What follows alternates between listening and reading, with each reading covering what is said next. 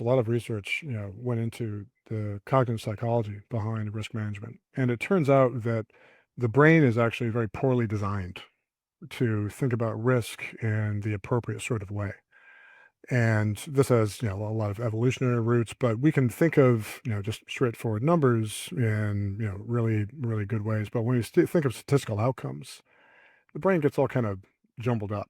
For instance, like, well, we'll play a live game very quickly with you, Tim. How long do you think it takes you to get downtown? Highest amount of time, then lowest amount of time. Just number of minutes. Yeah, from my house, highest amount of time, an hour and 10 minutes, lowest amount of time, 40 minutes. Okay, so 70 minutes and 40 minutes. Okay, now what's the probability that each of those outcomes is going to happen on any particular day? Well, it depends on when I leave, if it's rush hour or not. So I would say pretty high chance it's going to be around 40 minutes if I leave between 10 and 2.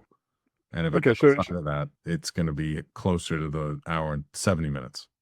so perfect. So notice how quickly your mind came up with the 70 and 40 numbers.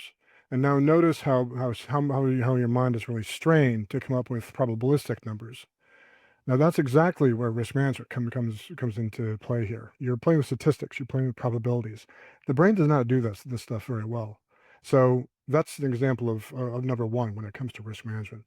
So number two is really the framework that the banks have set up. So I'd say the problems are twofold. One, our brains are bad at this. is a and by the way, that's not a Tim thing. That's an everybody thing, right? I mean, I ask this question of everyone, and they kind of jump all over the answers.